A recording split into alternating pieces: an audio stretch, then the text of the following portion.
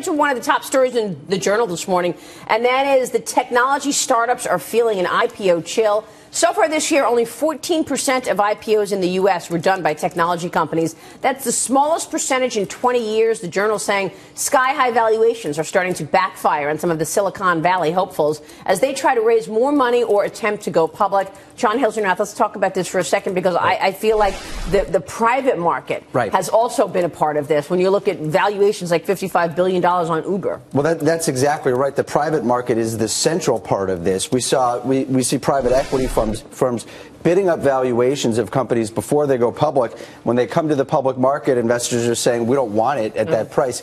You know, I'm going to put a positive spin on this, because we're always looking out for the next bubble. What we're seeing here is some air being taken out of a boom in the private market. That actually might be healthy for tech companies in the long run. Down the road. But is this a sign, Keith McCullough, of something bigger for the broader market? It's a bigger issue. I mean, the call to make, the bubble call was to be made 6-12 months ago. I mean, a lot of these things have imploded. Alibaba's kind of the poster child of the biggest stock people tried to get in front of before it came public. And this game within the game, I mean, it was established really in the hedge fund community, where people got pre-IPO allocations. Then mutual funds started getting smaller pre-IPO allocations. And now some, like I had lunch with a big institutional growth manager yesterday who basically said, I don't even want this pre-IPO allocation, because now I'm trying to support my competitor who also had one and is trying to pitch me that valuation. Well, so it's an interesting. If you get the pre-IPO allocation, you might find yourself getting less when it actually IPOs. So they get less, and they're promoting the other guy's book who he competes with for fund flows, which in mutual fund land are very precious things right now. Fund flows are quite negative. That was what I was pointing out about that Theranos story that was in the Wall Street Journal last week.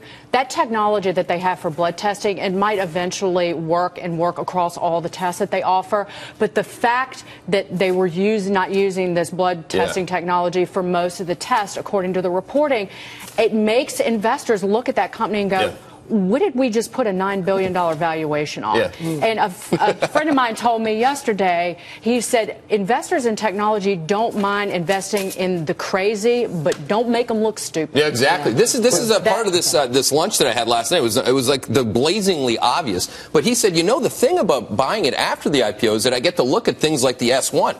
I get to read their filings. He goes, otherwise it's just a slide deck. Well, what's a slide deck? It's a story. The other troubling thing here is when you look at the companies that we're talking about, what's the exciting new technology here? What's the technology that everyone's going to be talking about in a couple of years? Something like Twitter that the whole world is gravitating to. I don't see it with something like Airbnb. Sensors?